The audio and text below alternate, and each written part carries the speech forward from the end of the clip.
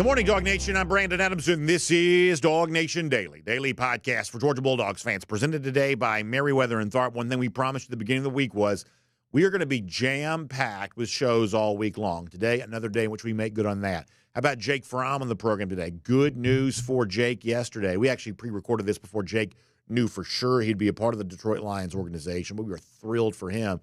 And he's going to give us a lot of details about what it's like to step onto a roster after really not knowing the players, not knowing the playbook, how quickly you have to get acclimated to that. He'll tell us a good story about that and how it is that Jake kind of stays ready for these moments and gets a chance to really support his family by continuing his football career. It's a really awesome thing. Jake Fromm is going to tell us more about that here coming up. And I'm so excited about this. About the triumphant return of Terrence Edwards to the program here today. Terrence has gotten off to a great start as a head coach there at Mount Vernon. You know, he's been very busy. All my guys that get jobs, right? Jake's back in the NFL. Terrence is a head coach. But they're all back on the show today. I'm so happy to welcome back Terrence Edwards to the program here today. But to kick things off, before we get to our great guest, a couple of things. First of all, there's one thing that you're not hearing very much about this week prior to the Georgia game against Clemson, and I think it's something you ought to notice for a pretty important reason, because I think it says something kind of nice about UGA, that this hasn't become more of a narrative than it has. And to kick things off, a different edge around Georgia, a different level of energy around Georgia, someone who's gotten a chance to be pretty close to the program over the course of the last few days has some really compelling insight on all of that. And I'm going to tell you, if that is true, if Georgia really is motivated to a level that's even higher than maybe what it was a year ago, exactly how I'd like to see that show up on the field for these Dogs on Saturday. Does that seem like a pretty fun way to get things going here today? I think it probably does. We're glad to have you with us for it. It is DawgNation Daily, the daily podcast for Georgia Bulldogs fans, presented by Merriweather and Tharp, and it begins right now. Today's episode of DawgNation Daily is brought to you by Merriweather and Tharp, your source for Georgia divorce. Find them online at georgiadivorceteam.com. Presented by DawgNation.com. This is DawgNation Daily, the daily podcast for Georgia Bulldogs fans. Here's your host, Brandon Adams. The first big game week of the season means great guests. We promised you that. I think we're delivering today. That includes the return of Terrence Edwards to the show. So happy to have the great former Georgia wide receiver. That's going to be a great time. Jake Fromm on today's program. Jake got great news yesterday. He'll give us a lot of insight during this interview about how it was that he was able to step on a preseason NFL field this past weekend and perform as well as he did, despite only being really newly added to that Detroit Lions roster. So all of that is coming up. These are great conversations. We're going to look forward to having them. And yesterday, we had great guests there as well. If you missed yesterday's show, near the end, we had a chance to talk to ESPN's Marty Smith. And Marty's a guy that a lot of you like. I like Marty's work. And one of the things that Marty came on the show to tell us about was a video feature that's going to air this weekend on SEC Nation on Saturday on the SEC Network. Marty, as the ESPN folks are kind of invited to do in a way that regular media folks like myself don't quite get the chance to do, be kind of embedded in the Georgia program. Private conversations with Kirby Smart. Private conversation with Carson Beck, other Georgia players there as well. Getting a chance to get more than just the press conference soundbite, but the longer form conversation that sometimes, because he's a rights holder and kind of has that little extra access, sometimes it gives you extra information about what to expect from Georgia. So you better believe getting a chance to kind of talk to a guy who had just talked to the main players and the main figures for Georgia ahead of this game against Clemson on Saturday. You better believe I'm going to be asking Marty Smith from ESPN, hey, what was it like? What was the vibe? How did you feel like you found Georgia in this particular moment? And on yesterday's show, Marty Smith gave an answer to that question that a lot of Georgia fans have been reacting to. This is what the ESPN personality Marty Smith said on yesterday's program. Intentionally composed intensity. And that's that's from everybody with whom I spoke, and that includes the great Tate Ratledge and his mullet. But there's a different energy, and the reason is they feel like they let one get away, losing to Alabama in the SEC championship. And I asked all four of the individuals with whom I spoke while I was down there this week how that setback and that pin drop quiet in the locker room after, and the acknowledgement of the fact that they failed, shapes this preseason and shapes the intensity with which they will attack this year. And all of them gave me the same Kirby Smart answer. We start anew every year. I don't buy it. I love that from Marty Smith right there, because we all understand this. The overwhelming percentage of all communication is nonverbal. You know this with, like, say, your significant other. You know, you ask your wife, everything okay? Are you mad at me? And she's like, no, I'm fine. You can sort of tell that maybe she's not, because the nonverbal communication is speaking volumes in comparison to the actual words of you say you're fine, but somehow I don't quite think things are fine here right now. Perhaps in your life you've had that experience before. Marty Smith says, they're all saying the right thing. Oh, everything's a new year. We've put everything behind us. And Marty's got the guts to say, I don't buy it. Because the nonverbal cues are sending a very different message than the actual words they are speaking. And a guy like Marty, who's done a bunch of interviews, he can recognize that. You're saying one thing, but your aura is clearly giving off a different type of vibe. That you have a, as he says, different level of energy going into this game against Clemson and going into this 2024 season. Marty Smith talked more about it. They might have had the best team in America last year. And because they didn't execute properly against Alabama in Mercedes-Benz Stadium, where they will play against Clemson on Saturday, and then were left out of the college football playoff, I believe had they been in the college football playoff, it would have been hell to pay for some opponents. And I know that is something that's driving them, no matter what they may tell me on camera. So strong stuff from Marty Smith. Check out yesterday's edition of the program. You can hear the full interview, not holding back in his belief that Georgia is fired up and ready to go for this 2024 season, feeling that pain of unfinished business at the conclusion of the 2023 season. So I love that. My guess is you do. I've gotten a strong reaction from plenty of Georgia fans who really liked what Marty Smith had to say yesterday. So let's take this conversation now to a slightly different place. What does that mean for Saturday's game against Clemson? And how concerned should Clemson be based on the warning offered from Marty Smith right there? This team's got a different level of energy. You know, they've got the, intentionally, composed intensity or whatever it was to describe. How does that show up for Georgia against Clemson on Saturday? Well, I can tell you this. Here's what my wish list would be. And I want to go back to what I said earlier this week. I kind of said, hey, I'd like to see Georgia score 14 first-quarter points. And if you'll remember on Tuesday's show, when I mentioned that to Connor Riley, he kind of came back at me with, well, BA, I'm afraid you're not going to get your wish there on that, because think about the clock rules, think about the limited possessions, think about the fact that Georgia just might not have the football enough to score 14 points in the first quarter. And to be fair, the point that Connor's making there is a completely valid one, that in order to have 14 first-quarter points, you got to possess the football. And Clemson's obviously going to try to prevent that from happening to keep the football themselves and certainly keep the Georgia offense off the field if it possibly can. Which sort of gets to my kind of counterpoint to all of this of, well, if Georgia really does have this extra level of energy, if it really is kind of an intentionally composed intensity, and if all of that's about to kind of get unleashed on Clemson on Saturday, wouldn't you love to see this show up in the way of a dominant rush defense? Can we focus on that for a moment? Because isn't the best way for Georgia to get, once again, to go back to my wish list here, 14 first-quarter points, having enough possessions, enough time with the football to score that much, that quickly, to kind of send a message that they want to be aggressive here in this game? You got to get Clemson's offense off the field to be able to do that. And stymieing their rush offense would be the best way. And the perfect part about that is this is also the issue a year ago that perhaps at times Georgia just didn't always seem very Georgia-like. They were giving up more rushing yards than we were used to seeing.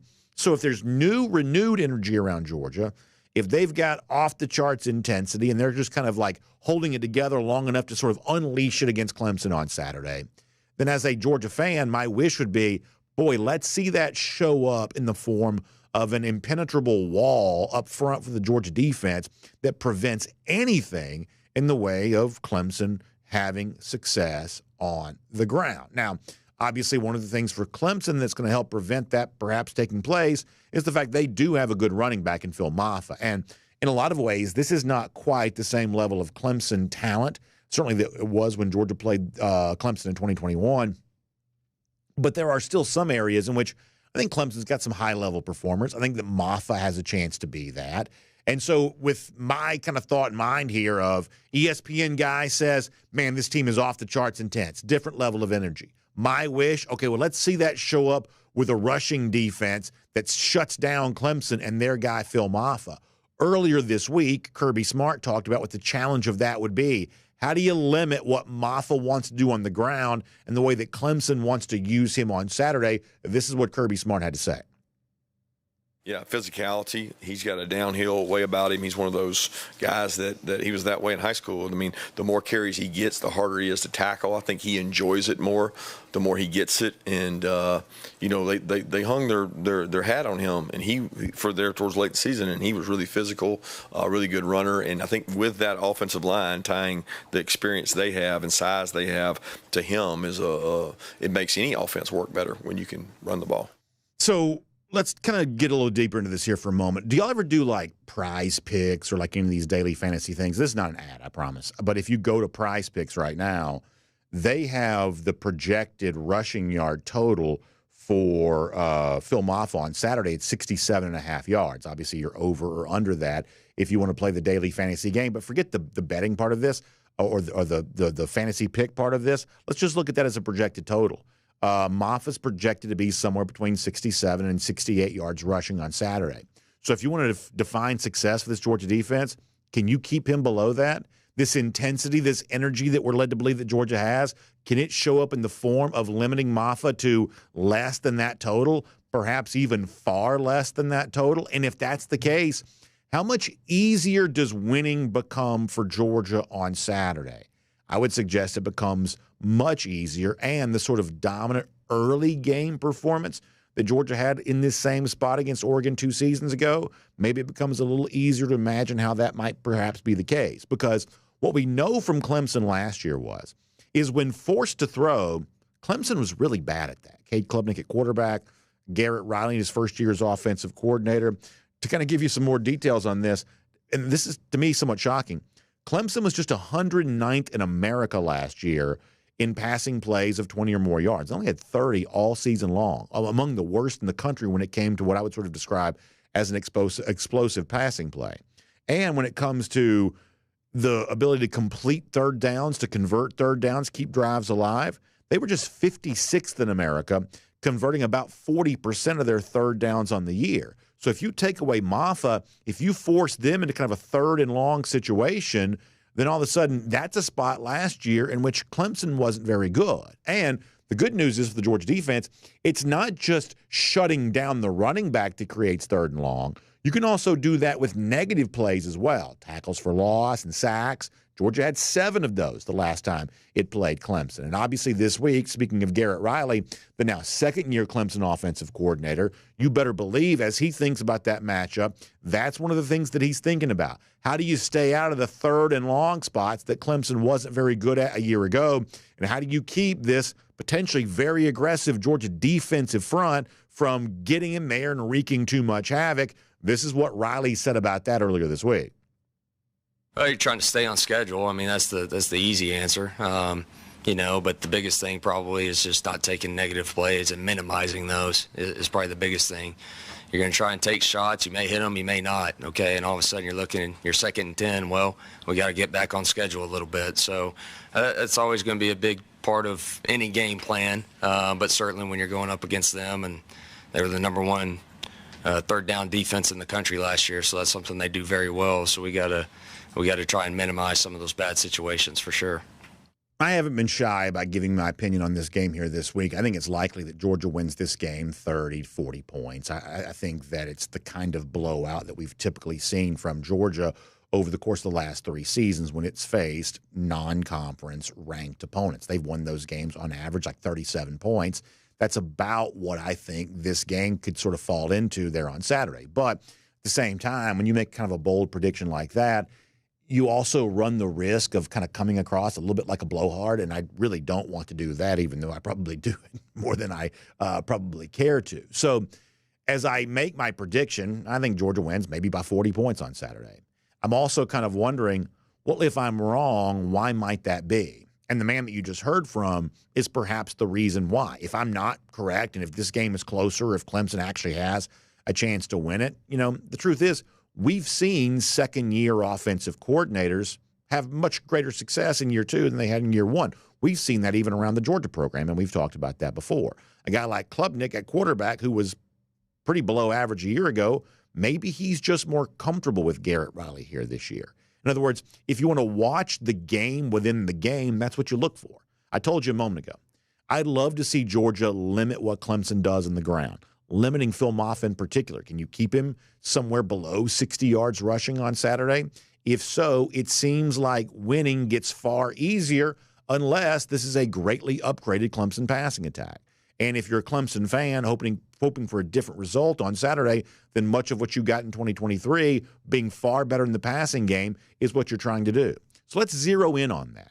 Is this a Georgia defense that gets back to feeling like a Georgia defense again? Is this a Clemson offense far better than it was a year ago? That's the storyline probably worth watching. My guess is that things are at least enough of what we've come to expect that the result we're imagining is probably likely. I think Georgia wins big on Saturday, using some of the emotion and energy that Marty Smith says they have. I think it shows up on defense. I think they keep Clemson at bay. And by the third and fourth quarter, we may be thinking about future games for Georgia because there might not be much to think about when it's all said and done as far as Georgia and Clemson are concerned.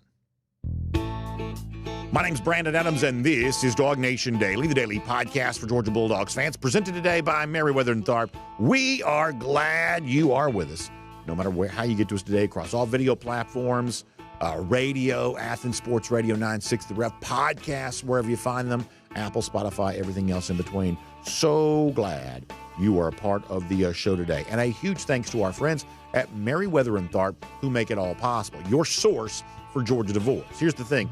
Bob Tharp, obviously the partner, the name that Merriweather and Tharp comes from, big Georgia fan. This is the time of year where I probably see Bob and his wife Ashley and their kids as much as any other time during the year because they're always going to games. We're always, kind of meeting up and saying hello and hanging out a little bit. And that's always a really fun thing to do. And I love the fact that so many of the the folks we partner with here on our show, sponsors, are big Georgia fans. They're really into Georgia football, and I'm so proud of that. It makes business easier when you have kind of a common worldview, and so many of our folks sort of do.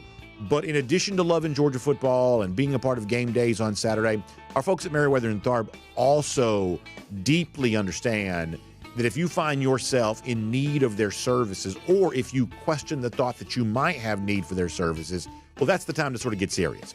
These are fun people that love, college football and everything else. But if you're thinking about the divorce situation, that's a serious thing for you, and they want to be serious with you about that. And the great thing is, y'all been hearing Merriweather and Tharp on our show for a long time. You know how, kind of just how long they've been with us, which means they've had an unbelievable track record of success here in the Atlanta area. For many years, they've been taking care of thousands of people in a tough situation when it comes to their own divorce.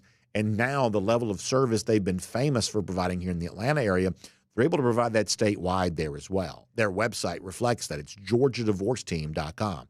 That's GeorgiaDivorceTeam.com. There is no hesitation for me in saying this, that if you've tried to save your relationship and it's just not working, if divorce is an unavoidable next step for you, you got to have that strong advocate on your side. And the good news is you don't have to be in Atlanta to get that now. Savannah, coming soon, Peachtree City, Carrollton, Athens, places like that all across the state.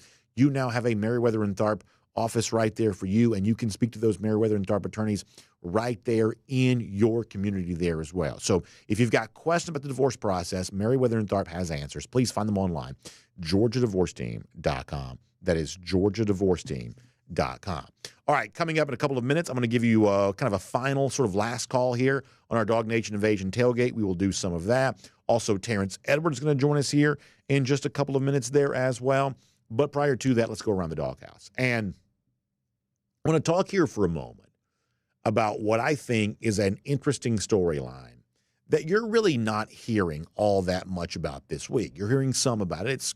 it's clearly come up. But imagine how different things could be. Y'all remember going back to 2022 when Matt Luke stepped down as Georgia offensive line coach. At the time, Luke told us that, hey, he was just sort of ready to kind of be out of football and spend more time with his family, something by the way, we do not mock. That's a most important way we think you could use your time. And that's what Luke said he wanted to do more of. In fact, I want to read you the quote as it was written at ESPN.com at the time. Luke saying, today, after much prayer and conversation with my family, I've decided to step away from coaching and shift my focus to spending more time with my family. I want to thank Coach Smart, his wife Mary Beth, and the entire Georgia family for an incredible past 2 seasons. I also appreciate Coach Smart's support in my decision today. He's a great coach, and I'll always cherish his friendship. It's been an honor of a lifetime to be able to win a national championship. And this staff and these players is something that with this staff and these players, that's something I will never forget. That's Matt Luke announcing that he's stepping down. He would later on tell reporters, including some from The Athletic here, and we'll show you this headline on the screen there as well, that his reason for walking away was nothing related to bad health or a dispute over money or any kind of scandal. He simply said he wanted to get away from the anxiety and pressure that college football provides right now, and many coaches seemingly were saying that there at the time. So when Luke walked away, and I like Matt Luke, but when Luke walked away, it kind of put Georgia in a little bit of a tough spot. And it left Kirby Smart scrambling to kind of find a replacement for Matt Luke. And all of a sudden now you blink your eyes, less than 2 years later, and now he's back coaching offensive line again, the same job he had at Georgia for a team that at least theoretically, geographically, certainly, and, partially in recruiting, is a rival to Georgia. Matt Luke's just back at Clemson after saying, anxiety and pressure, more time with my family. Now he's back coaching again. Under different circumstances, that would have been a very hot topic coming into Saturday's game. But if you really look around and pay attention, social media, perhaps message boards, shows like this, we're not talking about it very much. Now, some of that, to be completely honest, is almost everybody likes Matt Luke. Luke's just a good dude. So sometimes or at least seemingly, sometimes when kind of good dudes do bad things, you have a tendency to sort of look the other way just a little bit. There's an extra free pass that's kind of given there because, hey, who doesn't like Matt Luke? Seems like a pretty good guy. But the other thing is, and this is the real important point, you know why we're not talking about Matt Luke taking the Clemson job, fresh off, anxiety? It kind of pulled an Urban Meyer, right? I mean, if we want to be honest, a guy we don't like, Urban Meyer, what Matt Luke did, I'm retiring, more time with my family, anxiety, pressure. I'm back at it. I'm coaching for Clemson now. That's a little bit of an Urban Meyer, right? Luke, a guy we like, Meyer, a guy we don't, but behavior-wise, pretty similar. But we're not really mad at Matt Luke this week. Have you noticed that? And you know why that is? Because Georgia's offensive line is awesome. It may be the best unit in the entire country. It may be the top unit on the entire Georgia roster on either side of the ball. And Stacey Searles, who was not a universally praised hire, has been incredible, both in terms of how he's cultivated guys in the field, how he's recruited off the field. And I think that's worth mentioning, that what could be a hot topic and a real legitimate controversy. Why did Luke say all this stuff only to take this job so short after? Was he lying? What was the real story? Controversial. No need to do that. If Luke's happy at Clemson, then let him be happy. Georgia's offensive line is as good as it's ever been. And a guy that some Georgia fans weren't quite so sure about has made himself a lot of personal fans over the course of his time here at UGA. I think it's just sometimes it's sort of interesting to pay attention to the dog that isn't barking. And we're not hearing any of this here this week, which is a testament to just how good Georgia's been since Matt Luke decided to step away. And that is Around the Doghouse here today. Now, before I get Terrence Edwards, let me give you a quick reminder that on Saturday, it's obviously the big start to the season. And for DawgNation, that means we do it big there as well. And this is your last call to be in on our DawgNation Invasion tailgate. We got to get you in there if you haven't gotten your tickets already. I believe there is still a little bit of time left for you to be able to do that, which includes the DawgNation Invasion t-shirt, always one of the most popular things that we do, and the inclusive tailgate experience, which is the beverages like the Bloody Marys, the mimosas, or beer, wine, things like that, the breakfast-themed foods, bacon, sausage, pastries, muffins, all of the above. You can get all of that on Saturday, just steps from Mercedes-Benz Stadium, powered this year by friends at Atlanta Sports Trips. So please go to DawgNation.com/tailgate for more on that. DawgNation.com/tailgate. tailgate for more on that. And while I have your attention, I'll also remind you, but the big VIP experience the night before with our friends at Discover Dunwoody, right here in the Dunwoody area. A great spot. Anytime you're thinking about travel in the Atlanta area, Dunwoody, a great hotel location for you. Stay Friday night at the Hyatt Place Perimeter Center. Take round-trip transportation from the hotel to the tailgate and back on a luxury motor coach. Our good friend Abby going to be kind of manning that for us. She's always doing a great job. You get tickets to the DawgNation Invasion tailgate. You get the Atlanta Sports Trip swag bag, which includes the DawgNation Invasion t-shirt. So big things going down. Check out atlsportstrips.com, and you can register for this VIP experience courtesy of our friends at Discover Dunwoody. So a lot going down with all of that. Before we're done today, great interview as we get a chance to speak to the terrific former Georgia Bulldog, Jake Fromm, quarterback, on what was it like kind of working his way with the Detroit Lions and how all that goes down. But for now, how about the chance to welcome back a guy that's always been a huge part of our show and one of the best guests we ever have, the terrific former Georgia wide receiver, enjoying life now as a head coach. It's Terrence Edwards here today on DawgNation Daily, presented by Merriweather and Tharp. From Athens and across the SEC or wherever the recruiting trail may lead, here's a DawgNation.com insider. I want to say hello to Terrence Edwards here, head coach at Mount Vernon, former 1,000-yard receiver at the University of Georgia, the only Dawg who's ever been able to say that, although maybe this year, fingers crossed, that somebody gets a chance to do that. Terrence, I know how busy you are. You got a lot going on. This is obviously, the busiest time of year for football coaches such as yourself. So the fact that you've, obviously heard a lot of Georgia fans who miss you and you want to come back and be a part of this with us, it means the world to me, Terrence. Thank you so much for your time. Congratulations to a great start to your season, getting your first win, obviously, in the first game of the day against Darlington. And just really, really happy to have you back here and being a part of the program. Just really nice to have you here, Terrence. Thank you very much. Thank you. Glad to be back.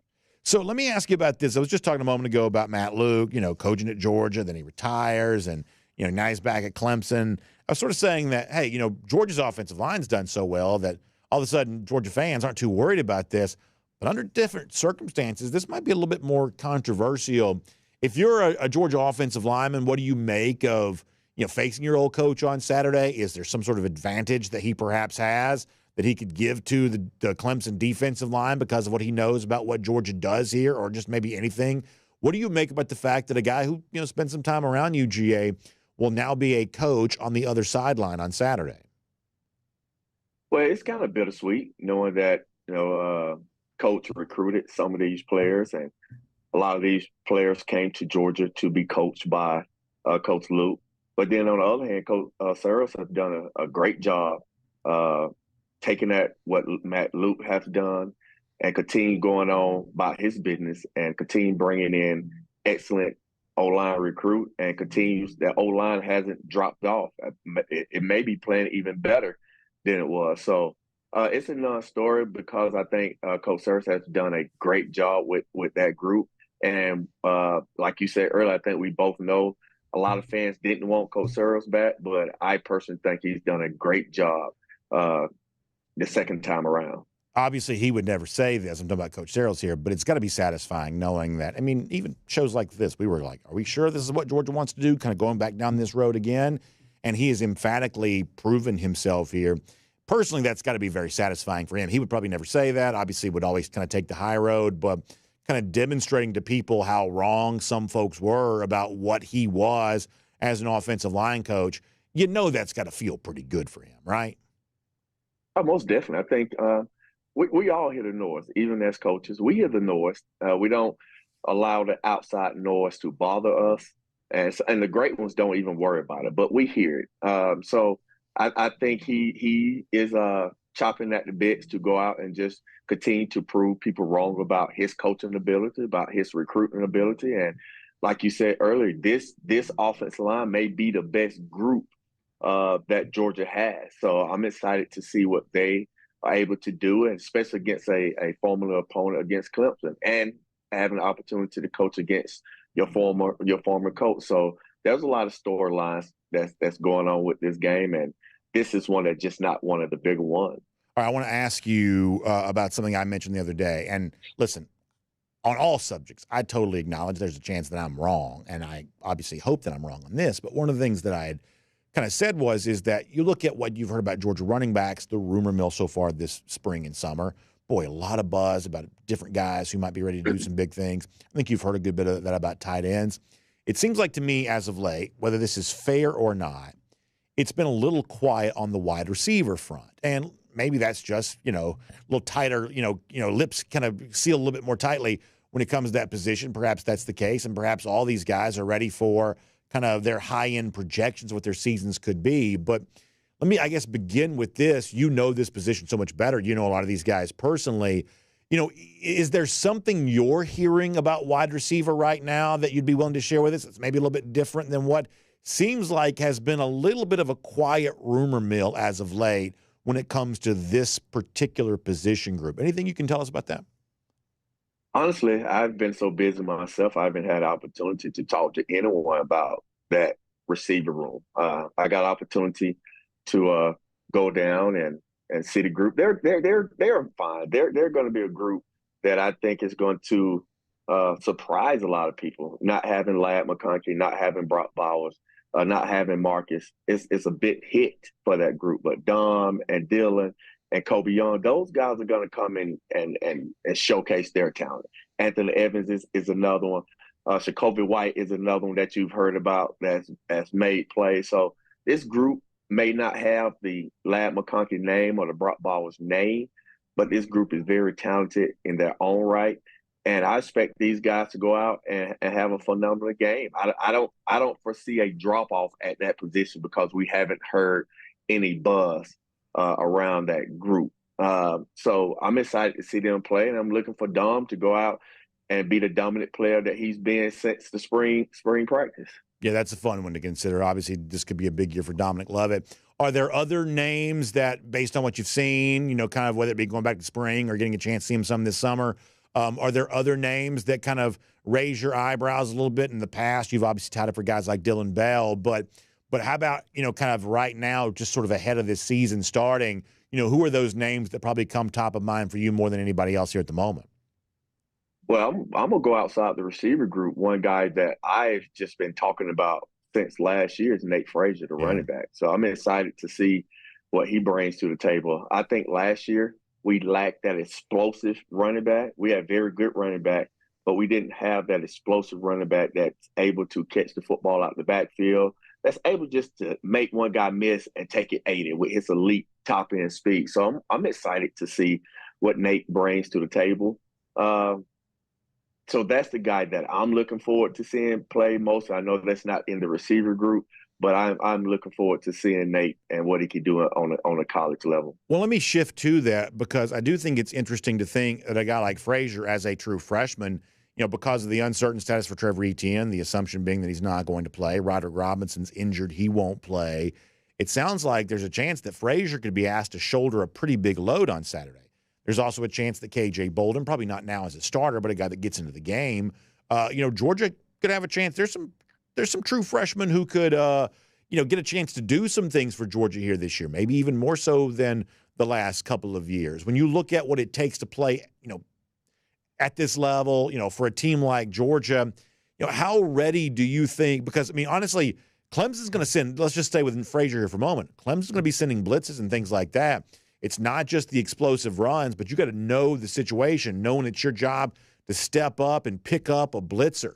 How ready do you think a guy like Frazier could be for that, or any of these Georgia true freshmen who may be called into pretty big duty? That is a big part of, the pass blocking is the running backs being able to step into their gap.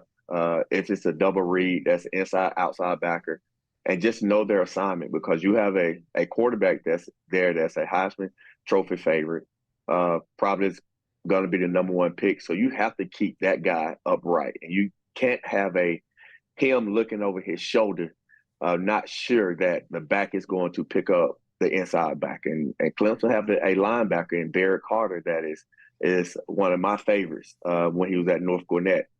So they have a nice linebacker crew with Sammy Brown as well. So that running back has to be able to understand his assignment and pick up the blitz.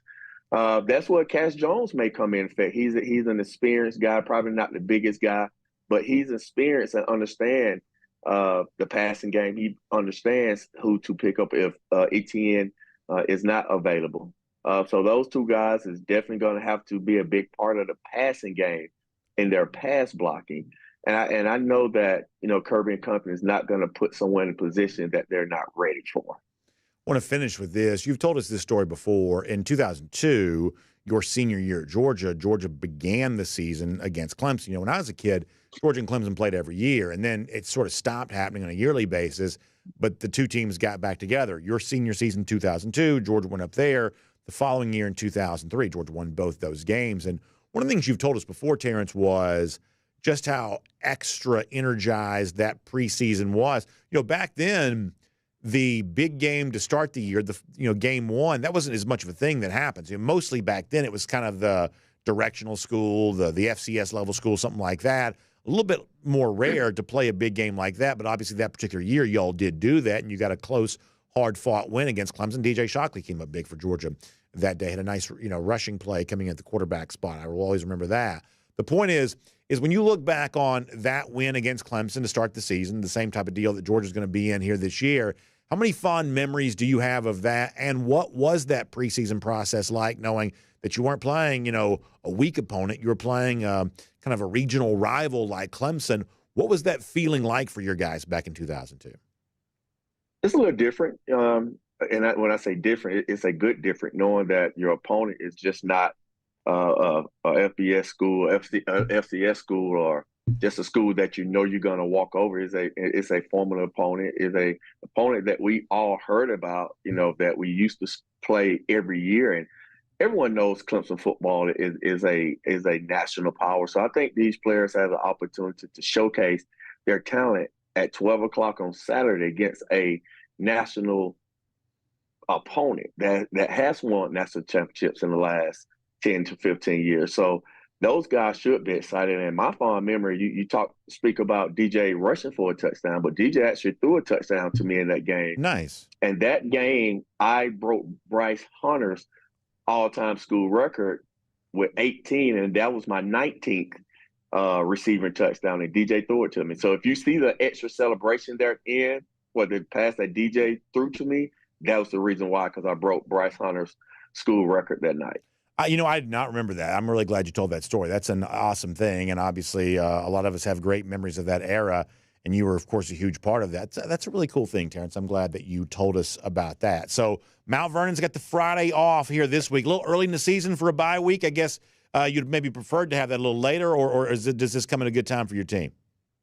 No, we actually have a game this Friday against Brookstone. Okay, I'm sorry. This next week. All right. You know what? I looked at the schedule wrong. I apologize for that. Well, listen, we wish you best of luck against Brookstone. That's going to be, I know, great for your guys there. And Terrence Edwards, Wide Receiver Academy, are we taking a break on that for right now, or are you still out there working with folks?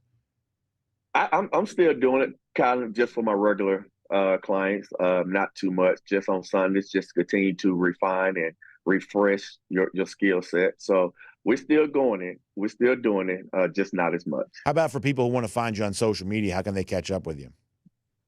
You can find me on all social media platforms at Terrence Edwards Wide Receiver Academy. Best of luck against Brookstone on Friday. Obviously, we're proud of the work that you're doing there, Terrence. We've heard great things about the impact you've already made at Mount Vernon. So terrific stuff. So glad to have you back on the program. Enjoy the game on Saturday, and we'll look forward to talking to you soon. Thank you. Let's take a look around the rest of the league. This is SEC Through. That was a lot of fun for me, man. I love Terrence Edwards, and I totally get it, right? I mean, you're a head coach of a Georgia high school now. That's a very, very busy job. And so for a while, Terrence wasn't able to join us. And, one of those things, we're going to be totally respectful of his time. Obviously, he's got to focus on his kids and the work that he's doing there. Reached out this week, said, you know what? I think I might be able to work this out. Would love to be on the show. And you better believe I jumped on that opportunity, because I think that Terrence brings a lot of good insight. And he echoes what a lot of people have said.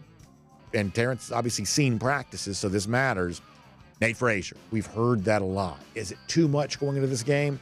I certainly hope not, because it's been really fun to listen to the way in which the rumor mill has kind of echoed the same name over and over again when it comes to freshman running back. We'll see what he has in store for the Tigers coming up on Saturday. We have a lot of cruise around the SEC stories to get to here in a minute, so let me just give you a reminder here. cruising around the SEC, courtesy of Royal Caribbean. Our buddy Randy Payne in our YouTube comment section a little earlier said, can't wait for that Dawg Nation cruise, and I can't wait for that either. In fact, my encouragement to you is not to wait. Get on Utopia of the Seas here right now. Oftentimes in the fall time of year, some of the best chance for, really good savings, even on a popular ship like Utopia of the Seas, oftentimes, when it's not completely booked up, most of the time it is, but you might be able to get special savings. Some of that fall time of the year typically provides that. Or if you're starting to think about, early 2025, I told you before, I love sailing during the winter because you're kind of getting away from the cold weather. And one of the things that makes a Royal Caribbean cruise vacation so special are just the crew members on board, whether it be those who serve the beverages or provide the entertainment. Royal Caribbean's famous for unbelievable entertainment. Really, no cruise line does that better. It's one of the things they hang their hat on. And it's the people that are, kind of living on the ship and just sort of dedicated to making a memorable experience that make all of that so. So find out for yourself. Reach out to Jessica Slater. Give her a call, 770-718-9147. 770-718-9147. She's a travel agent that Royal Caribbean has suggested to us. You want a great experience? Let Jessica book your travel for you. And if that's what Royal Caribbean is saying, you better believe we're listening. Also, you can email Jessica, jslater@dreamvacations.com for more on that. That's jslater@dreamvacations.com for more on that. Really fun interview for us here in a couple of minutes. Jake Fromm going to be back on the program. I'll tell you more about the Fromm interview here in a little bit. Why, in particular, this is a good one for me. We'll do that here in a moment. Let me give you a couple of SEC through stories before we get there, or as we like to say, cruising around the SEC, courtesy of Royal Caribbean. This is a hilarious one. Florida fans are feuding with themselves, and you always kind of know it's sort of like late-stage Empire stuff when fan bases have completely turned on each other.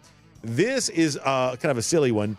They're mad about what they're wearing to the stadium on Saturday because it's hot. The Swamp had the idea, the Florida administration had the idea of, let's do a whiteout. Orange and blue can be a little hot, kind of a color hue scheme on a hot day like this. So let's just encourage everybody to wear white. Yes, we're stealing this from Penn State, who's done it better and for longer. But we're going to just sort of steal this idea, encourage everybody to wear white. We'll do a whiteout against Miami. Well, do you know what Miami has decided to do? They're wearing all white uniforms. So now you got Florida fans dressed in white, the same color the Miami team is going to wear there on Saturday. And Florida fans are now debating whether or not they should keep the whiteout alive or if the whiteout should be scrapped. Like, if anything sort of speaks to the ineptitude and the sort of, kind of circling the bottom of the drain that the Florida program is, it's Florida fans arguing over what to wear to a game. Not to say that Georgia fans haven't ever done that, but you get my point.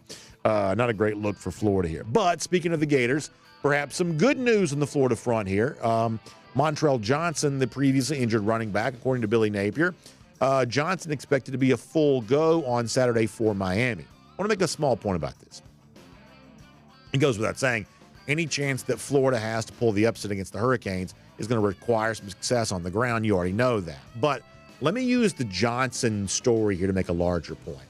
We heard Kirby Smart this week say that he would welcome SEC injury reports if they happen. It seems to believe he thinks they're going to, and he's not bothered by that. And you might be left to wonder, well, how come a notoriously secretive coach is all of a sudden okay with revealing all of his injury information? It's because something we talked about before, and this Montrell Johnson story indicates this, that what the so-called injury report really is, and this is true in the NFL where these have existed for a long time, what it really is an availability report. It's not, here's how healthy so-and-so is. It's simply a question of, is he going to play or not? Billy Napier says his running back Montrell Johnson's going to play. My guess is that's probably true. But the question that we don't get an answer to is he healthy enough to be effective when he plays? And will he be available to play the entire game? Will eventually have to be pulled back out because he was never all that healthy to begin with? We sort of don't get that answer, and that's why I think coaches are kind of okay with the idea of the availability report, because you're not actually revealing what really matters is this guy truly healthy? And I've told you before, my adage when it comes to stuff like this is that if you think a guy's healthy, there's a chance he may be injured. But if you have reason to believe a guy is probably injured, then he almost certainly is. In other words, nobody fakes being hurt when they're really healthy. Some people do pretend to be healthy when they're actually hurt. Is that what Johnson is right now? I would say the odds are better than not that he's at least a little less healthy than he's acting like right now. So keep that in mind if you want to make a prediction on the game. This is not related to Saturday, but I did find this to be interesting. Field Yates, working for ESPN, draft analyst, when he ranked his top prospect for the upcoming NFL draft, he mentioned James Pearce, the edge rusher for Tennessee.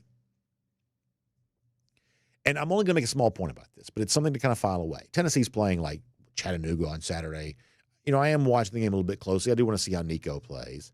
But as I've mentioned a lot during this offseason, the Georgia game we're not talking nearly enough about right now is the one in November against Tennessee. I'm not telling you Tennessee's a top 10 team or even a college football playoff team. They may not even be a college football playoff contender. I think they are perhaps a little more dangerous than they've currently been given credit for. I do think Nico is the best talent that Josh Heupel has had at quarterback since he's been Tennessee coach. And a guy like Pearce, drawing rave reviews from an ESPN draft analyst, does suggest that Tennessee could be at least a little better defensively than we're used to seeing them be. In other words, as I've told you before, the November game for Georgia getting all the attention, road trip to Ole Miss. By the time the game is played, the following week, home game against Tennessee, I believe that's likely to be the bigger game for Georgia. So keep your eye on James Pearce for that Vols defense here this year. Small point here as well. Some of the stuff we do, this time of year when it comes to some of this kind of stuff is just sort of news and notes, making sure that you're aware. On Friday when we do Go with the Flow, presented by R.S. Andrews, one of my best bets is going to be a look at the Alabama-Western Kentucky game. I do think that there's a really good chance that Kalen DeBoer gets off to a good start in his first game there as Alabama coach. But be aware of this. And I'm not saying this means Western Kentucky is going to be set up for success. It's just sort of an interesting trivial note.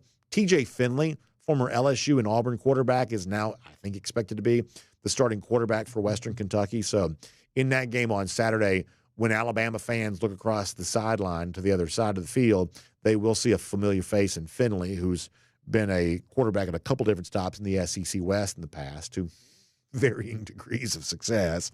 He will be the Western Kentucky quarterback there on Saturday. Also, I'm really excited about Texas A&M and Notre Dame. Interesting that A&M, the worst-ranked team, is the point spread favorite here playing at home.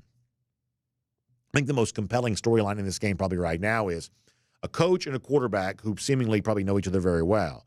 Riley Leonard and Mike Elko were both at Duke last year. Now Leonard's the starting quarterback for Notre Dame, Elko the head coach for Texas A&M. So the question you ask is, okay, well, who knows the other better? And I think the conventional wisdom suggests that Elko, because he's a coach, just knows more about football, so therefore he knows more about how to stop Riley Leonard than Leonard, the quarterback, understands about how to stop Mike Elko. And I'm not here to tell you that conventional wisdom is necessarily wrong, other than to say this.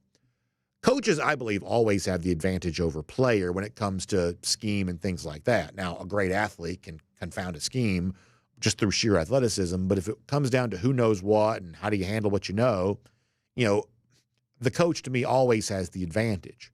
But for a guy like Riley Leonard, who is pretty good with his legs and seemingly no slouch when it comes to understanding, things, doesn't knowing Mike Elko's defense, because he's faced it in practice, give him at least a little bit of a chance to be a little more comfortable on Saturday? And being a little more comfortable as a starting quarterback in your first game with a new team, doesn't that at least present the potential for opportunity for Notre Dame? I think it probably does. I think the Fighting Irish are probably undervalued in this spot there on Saturday.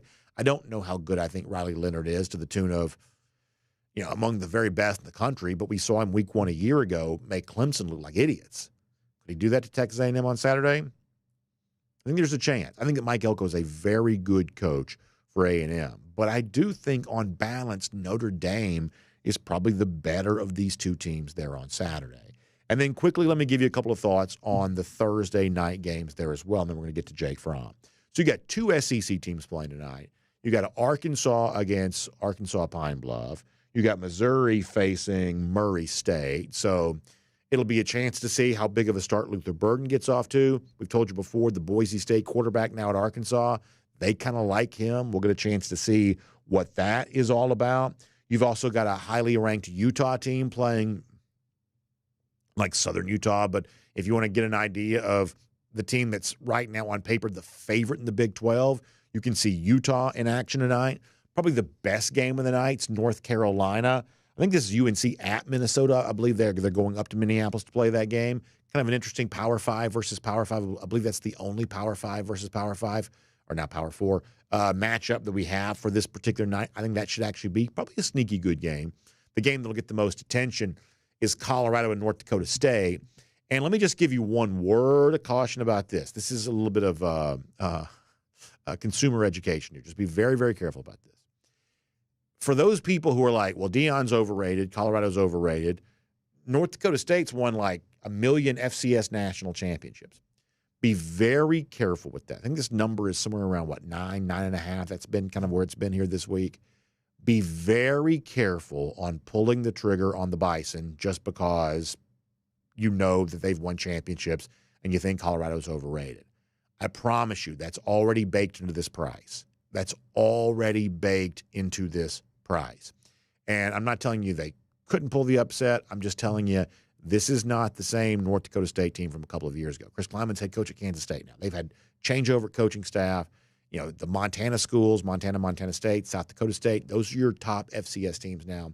North Dakota State is good, but not what they once were. So be very careful in kind of a week one spot thinking that Colorado's primed for upset just because they're playing an FCS team that you've heard of. I'm not saying it can't happen, but it's not as likely to happen as perhaps you're hearing in other places. So just be really careful about that. And we'll make that cruising around the SEC courtesy of Royal Caribbean. Now, really quickly before we hear from Jake Fromm and a Kroger Fresh Take, let me tell you this. But this is so cool. So in season, Jake typically pre-records with us because he's usually busy with his NFL team during the time this show is airing. So he sat down with us yesterday, did a great interview. He's going to talk a little bit about kind of helmet communications and what that's going to be like for Carson Beck on Saturday based on something that happened this past week. Really strong insight into all of that. Going to tell a great story about how he just kind of found his way into the Detroit roster and sort of stepped in and played very well last week in preseason action. But here's what I did not know. Yesterday, you probably heard this. Jake Fromm was, added to the Detroit Lions roster. He's going to be a part of their practice squad here, and that's a great opportunity for him, a great way for him to feed his family. Jake told me after the interview that he was getting ready to walk into the facility and find out what his football future was. He was going to find out yesterday, am I on the team or not? And he still sat there with us yesterday and did an incredibly professional interview, really sharp stuff, obviously celebrating a great moment for him last week, but also looking ahead to Georgia Clemson. And he was just as good as ever, despite the fact that in his mind he had to be thinking about the fact that his football future was on the line. I think this is really cool. Good stuff from Jake Fromm. It's a Kroger Fresh Take. Hope you enjoy it right now. And here on DawgNation Daily, time now for a Kroger Fresh Take as we bring on the former Georgia quarterback, Jake Fromm. And Jake, welcome to the show. And let me begin with a word of congratulations here. We've been hearing some feedback from media up there, what Dan Campbell, the Lions coach, said about your preseason performance the other day.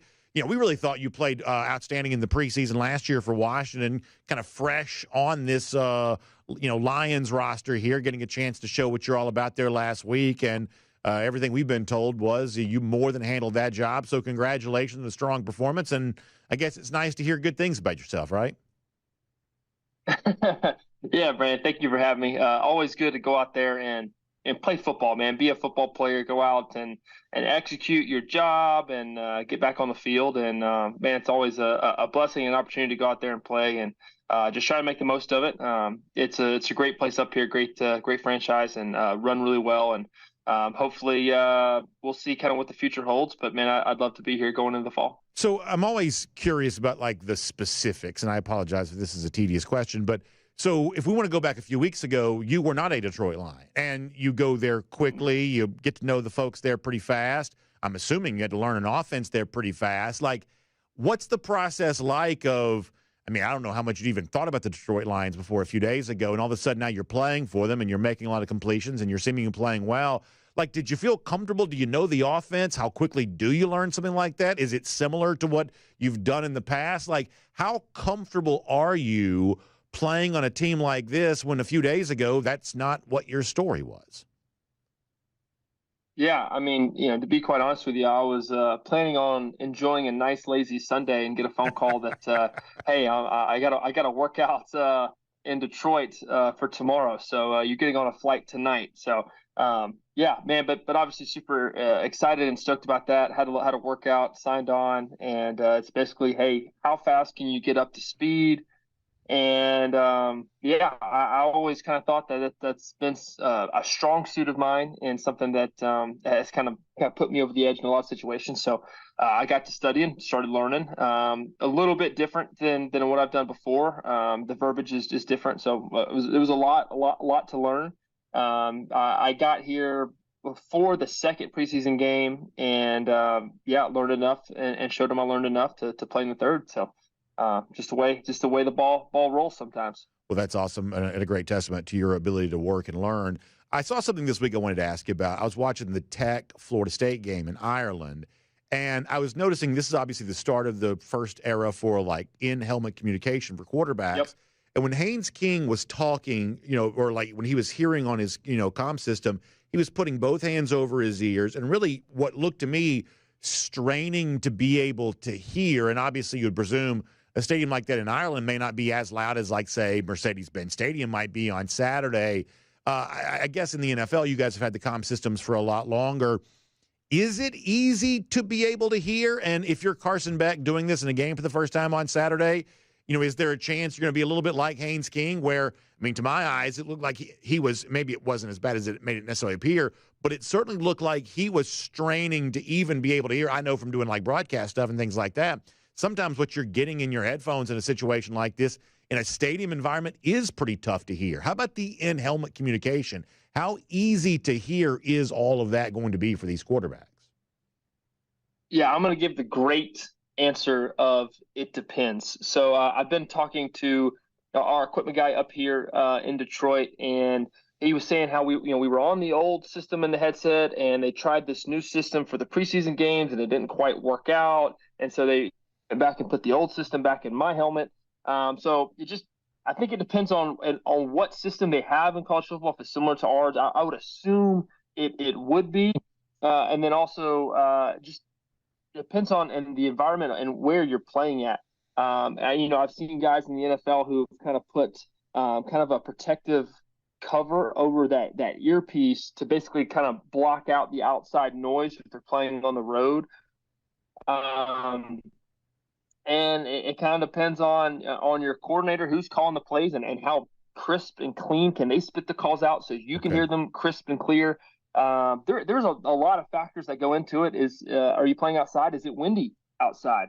When the play caller's calling it in, through his headset, is there wind kind of muffling the signal there? So there's a lot of different factors that go into it, and it's going to be curious to watch and see over the progression of the season who's having trouble and who's having a lot of success using this new system. But I'm a fan of this, and I think it's going to be good for the college football game and product. So as a quarterback, you think what you hear in your ear is far more valuable than what you might get communicated on the sideline then, for instance? I love it. I'm getting a play call, if it's a run, it can be a run to run. Hey, we're going to, kill this versus a free safety pressure or a certain, particular front. Or if I got a pass play, hey, you're going to kill this or alert this, versus man coverage. And depending on when the cutoff on the play clock is in college, for us, it's at 15 seconds where, hey, it's gonna cut off and you can no longer hear the coordinator.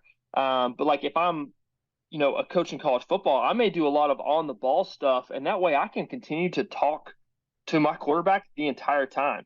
Hey, buddy, hey, I'm seeing quarters here. We want to alert the post, or hey, we got man coverage. We got a great matchup on this route with this guy. So I think you'll see a lot of that this year in college football and be used to an advantage. That's really fascinating. One of the things we've talked about a lot this week is, I think what I hope as a Georgia fan is a faster start offensively for UGA. And obviously one of the things that would seem to make that more possible is the fact that instead of being a brand new starting quarterback, Carson Beck is now a veteran. Not only is he more comfortable, maybe Georgia coaches just trust him a little bit more. How do you think Carson Beck in this role this year and against Clemson on Saturday can help Georgia get off to faster offensive starts than some of the relatively low scoring totals in first quarters and first halves that we saw in the early portion of last year?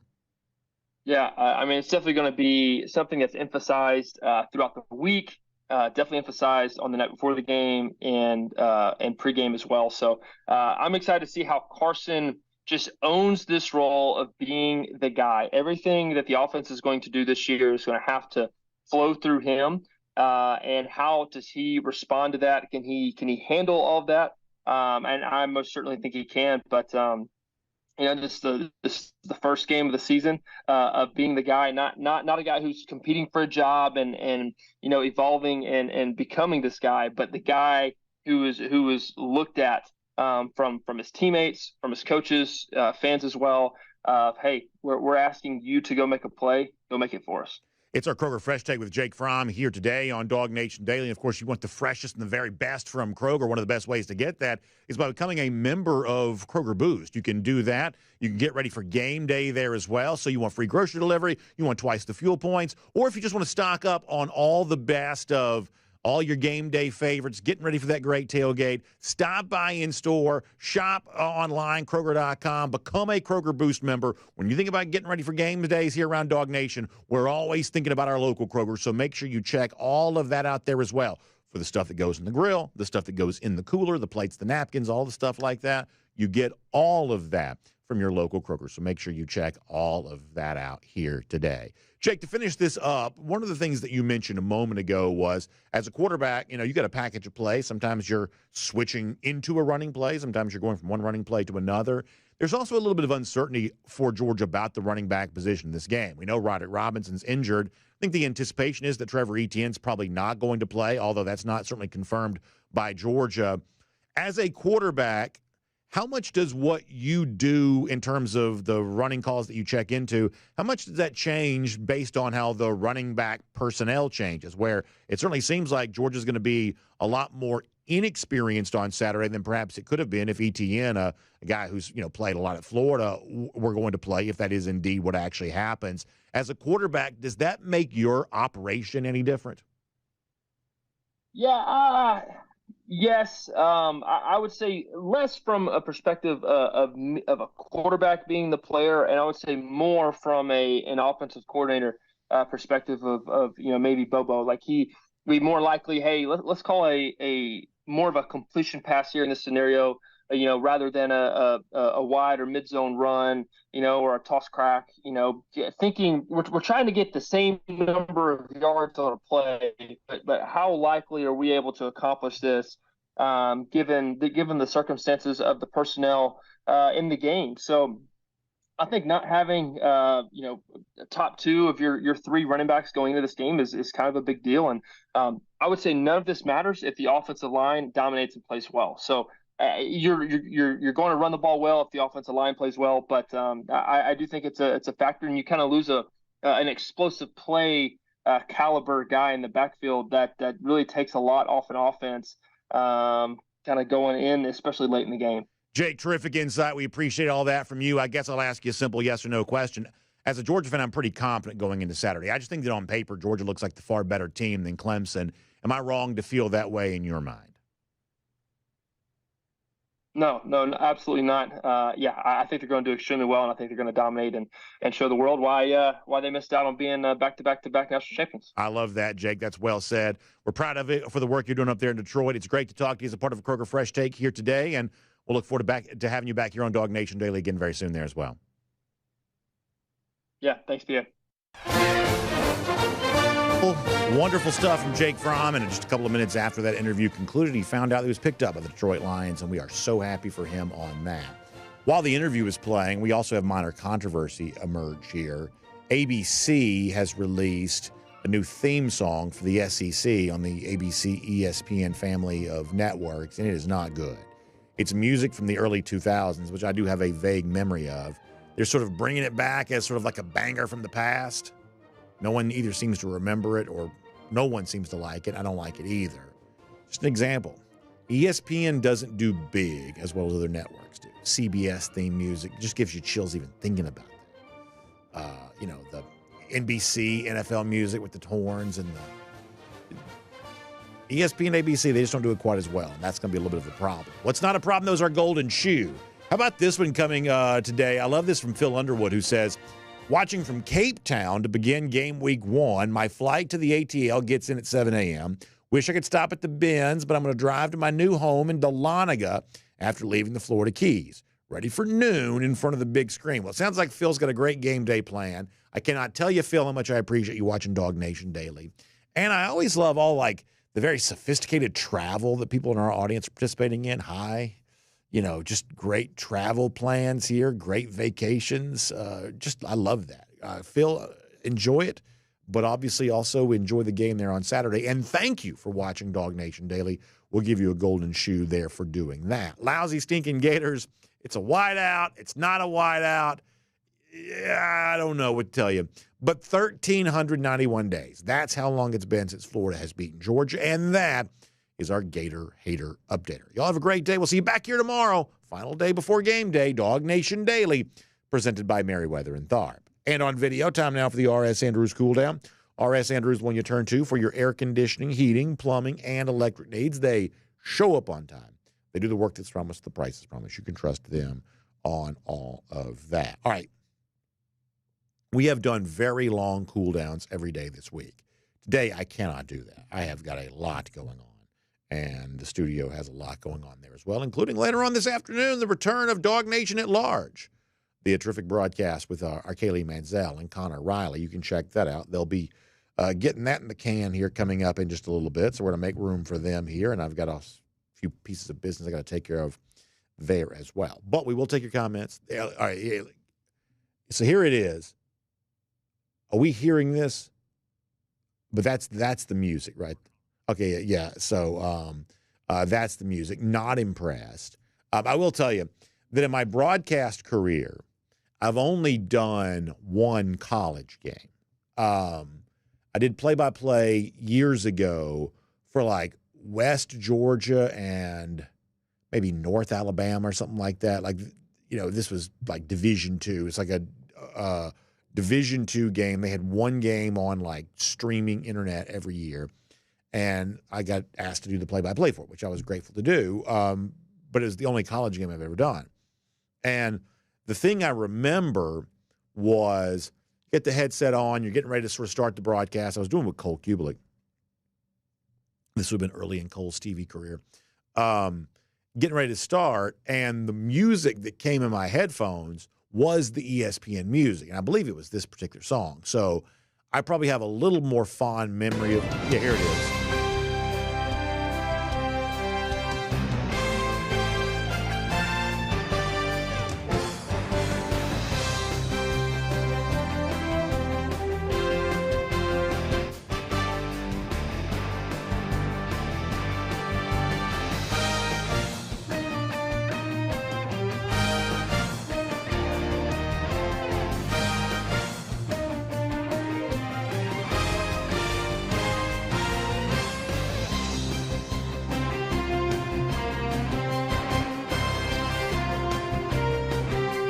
Why are we showing a Florida touchdown? Of all the things to show, why are we showing that? Especially against Georgia, they've had so few.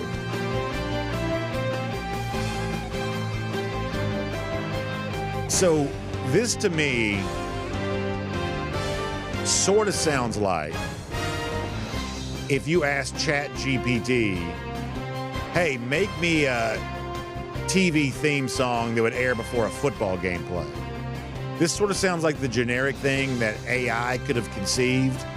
It just seems, it's the kind of like orchestral cinematic score that you're used to hearing, but there's no there's no whatever to it. There's no punch to it. I vaguely remember ESPN using this. I feel like it starts off like you might get somewhere, but you never quite do. It's very synthesizer heavy. Not a fan. Not a fan. 5 of 10 at best for me on that. And listen, I said this a moment ago. ESPN does not do big well. Like CBS does big well. Their theme song, man, gives you chills.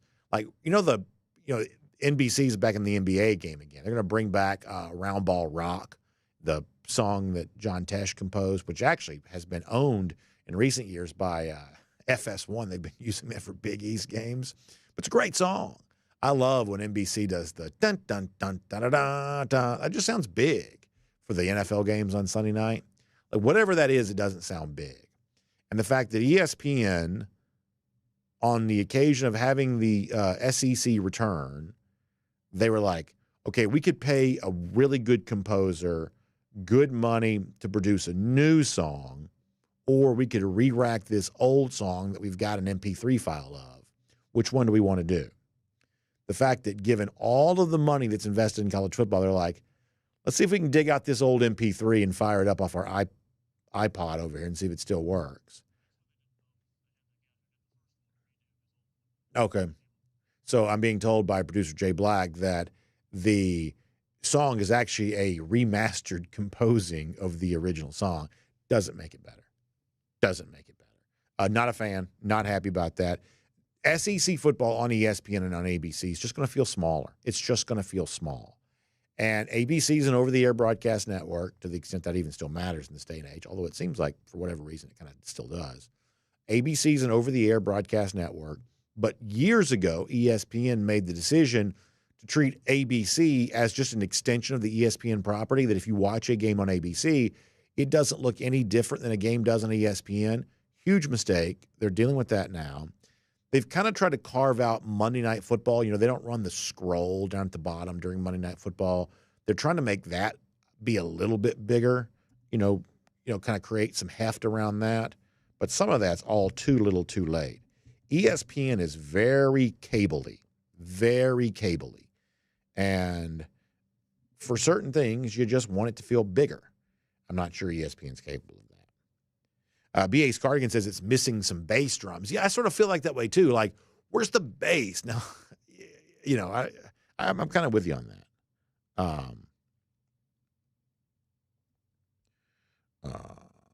Let's see what else. Jay Shipes also wants more bass there as well. Baggins and Friends says it sounds like a 1970s cop show theme song. Like, I get what you're saying, but all of those things, they're all way cooler than this. Like, this is one of the things I miss about TV. I was a child in the 80s, great theme songs, 70s theme songs. Like the theme song to SWAT. Play this theme song to SWAT compared to that. Now, that's a song that just absolutely, can I say slaps? Am I okay to say that? That song is a bop. It just, there's no way the ABC, ESPN, whatever, theme song for college football comes close to matching the SWAT theme song. That's amazing.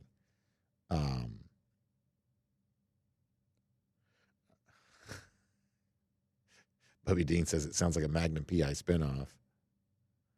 B.A.'s Cardigan also shouting out Starsky and Hutch, which is funny. DMAR42 says ESPN continues to show they have no clue what people want. Without football, they'd be bankrupt 100 times over. Yeah, there are just certain things they sort of don't get. How to make things feel big is one of those. I mean, they've had the NBA now for a million years. They've had 1,000 different pregame shows. They've never come close to matching the chemistry that Charles and Kenny and Ernie and Shaq have together. They've tried all kinds of combinations. They've paid big for big stars. They just can't get there. They don't know how to do it. I think it's true. They've had Major League Baseball since 1989. They're horrible at broadcasting Major League Baseball games. Horrible at it. And they've had the sport since the 80s.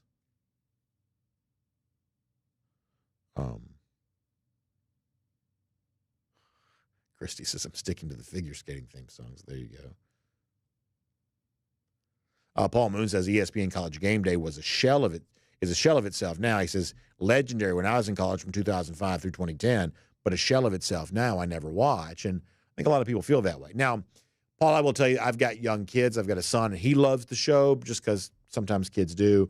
And so I'm probably still into Game Day a little bit just because my son likes it. But overall, I understand what you're saying.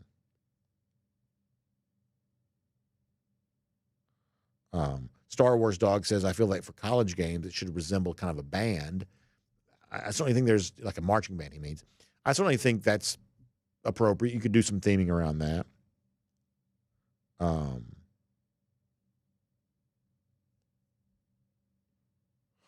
George on tap says, I'm doing another show topic.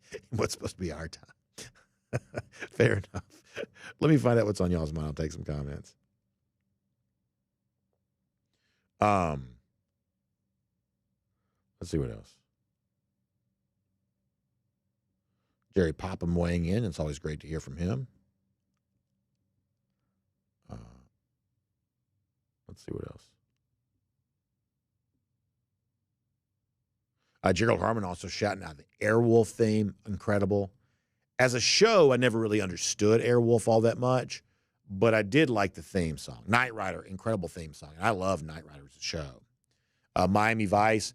So Friday nights, 10 p.m., once again, once you kind of got into like the actual episode as a child, some of the thematic, stuff in Miami Vice was a little over my head, probably, the narcotics industry and whatnot. But man, when you have that theme song, that thing still just absolutely sounds incredible. And there's also that great Miami Vice episode from when I was a kid where like it's got In the Air, like Phil Collins, In the Air Tonight is like a part of the episode. So good.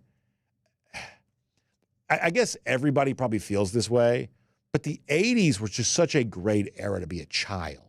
Very good era. Like you had a lot of action TV shows. Like they don't have that anymore, right?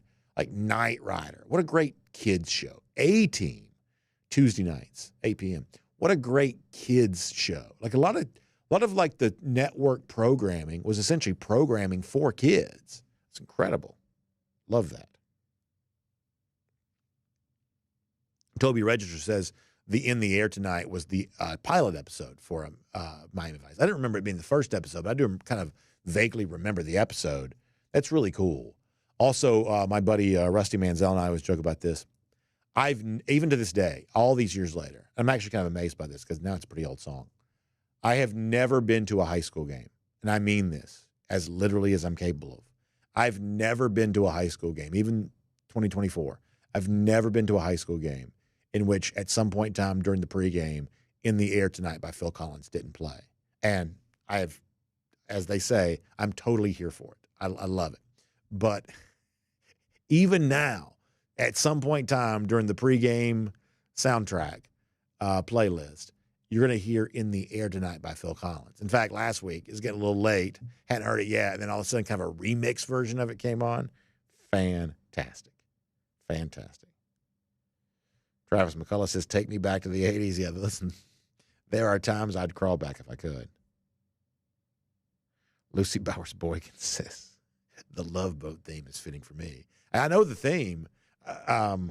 Once again, like as a kid, I'm not really quite so sure I understood all the storyline of the Love Boat, but the beginning, the love, exciting, and new. Like, yeah, I know that theme song very well, unfortunately. Johnny Prescott says, me saying, why are we watching a Florida touchdown? Like, what was that even about? Like, Florida scored like 2 touchdowns all year, and they showed one of them in the highlight package there?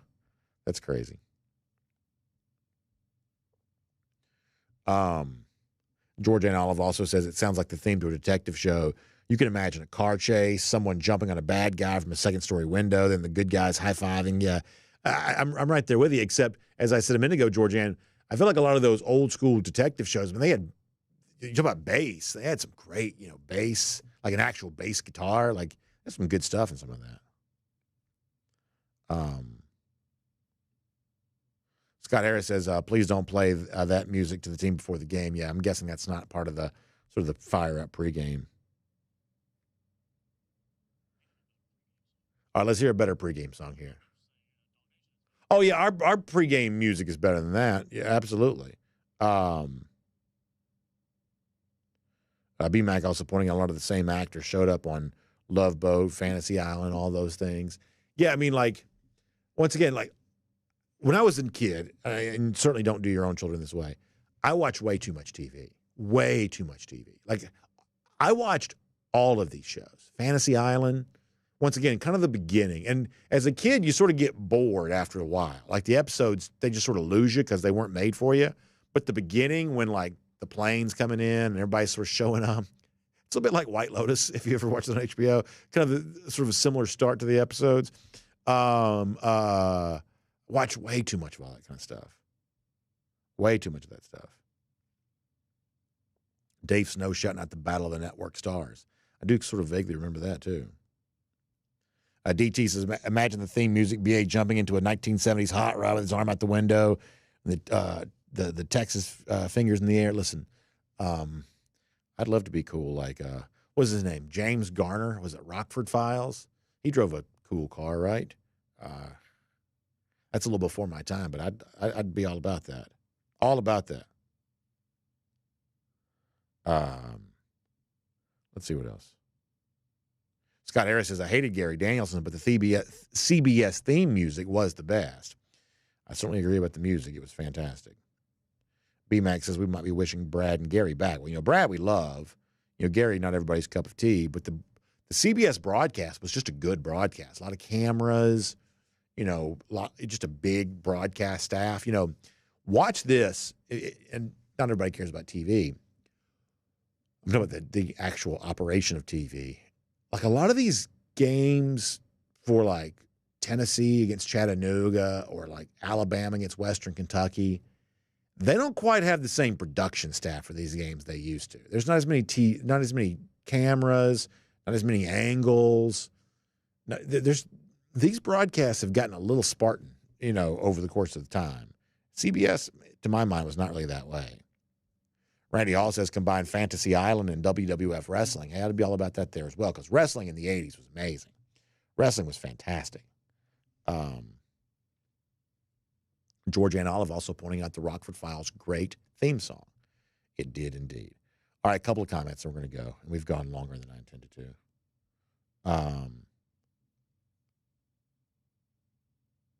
Paul Moon says, I never got why people like Vern so much. He has a pretty unique voice, but I felt like he didn't add much to the broadcast. I think the thing about Vern was, in like the true broadcaster sense, he just sort of was himself, just kind of a genuine guy. He'd also been very good in the Masters for a long time, so he had a lot of popularity related to that. But, Vern was sort of his own kind of one-of-a-kind original self, and I think people liked that about him. Jonathan Aaron says, come on, B.A., you understood Miami Vice as a kid based on the mean streets you grew up on. Yeah, if only that was the case. Matt Presley predicts that Arian Smith will have a 50-yard touchdown on Saturday. Big season for him. Matt, that's an awesome prediction, and I love that kind of stuff in the comment section. Love those kind of predictions. That's really good stuff, Matt. Strong stuff. G. Gray says, I'm moving up like the Jeffersons with this new mansion. I am not moving on up to the east side, but I do love the Jeffersons theme song. I love that. That's just one of those things, like a lot of those 80s era, like the sitcom ones now we're getting into, like a lot of those songs were like way better than they needed to be. Like the show's probably just as, much viewership if the song is not quite as much of like that song just really, it tells the whole story of the whole, I guess, the show. They just put a lot of effort into the theme songs. Maybe the ratings were higher because of the songs. That was a good one. Chad Haynes, Sanford and Son, had a good one too. LSF Youngin says, have I thought about doing any Georgia games for a major network? I'm certainly open to be contacted. Paul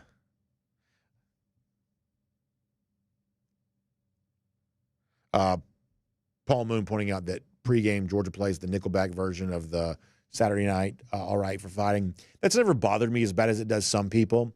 I guess in a roundabout way, I'm probably not quite as aggressively anti-Nickelback as other people are. I'm not necessarily pro-Nickelback either. I just don't participate in that internet phenomenon. But this is one of those deals where, like, there are a lot of people on the internet that complain about Bab O'Reilly or complain about the Saturday night deal with Nickelback and stuff like that. But I think the people who feel that way, with all due respect, are excessively online, because if you're in the stadium, almost everybody loves it. They love Bab O'Reilly. They love the Saturday night deal to begin the game, with the usually a former player voicing the narration. It's one of those deals where, oh yeah, is this SWAT? I believe it might be. Oh, this is just generic. Okay. Oh, yeah. Yeah, that could be me right there. A little 70s. By the way, good job by our staff here finding some generic non-YouTube strike worthy, cop show stuff. I'll tell you this.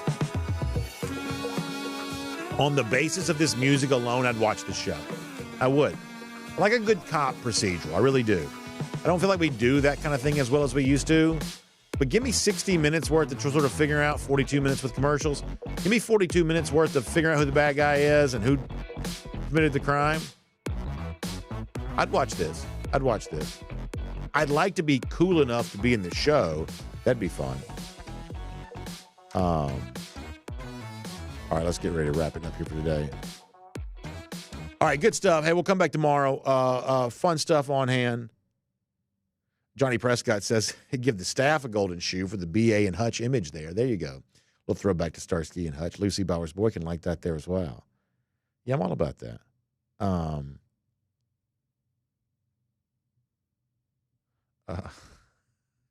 That's all pretty good stuff. Yeah, that's all really fun stuff. All right, we're going to get ready to go for today. B-Mac wondered about the starting running back on Saturday. I think my bet for first carry of the season probably goes to Branson Robinson. And then we'll see what the rotation looks like after that. Give me Branson Robinson to get the first carry there on Saturday. I believe that might be the case. Either way, we're done for now. Back tomorrow. Special treat for a portion of our R.S. Andrews cool down tomorrow. A little taste of what we do every Friday is a part of Go With The Flow. We'll give you some of that tomorrow. That's going to be a good time. Jeff Santel, of course, as per usual. And our final thoughts about the big game before it takes place there on Saturday. Talking's almost done, but we got one more day of it. We'll do that with you tomorrow. And we'll see you then. And by the way, speaking of R.S. Andrews, check out R.S. Andrews online, rsandrews.com. It's still hot, so get your air conditioning unit tuned back up to factory fresh specs online, rsandrews.com. They'll come out, and they'll do for you what they've done for so many others. Story after story, they've been delivering smiles. And when it comes to your water heater or your air conditioning unit or anything like that, they can do the same thing for you. So find them online at rsandrews.com. Have a great day. Back here tomorrow, DawgNation Daily, presented by Merriweather and Tharp. We'll look forward to talking to you then.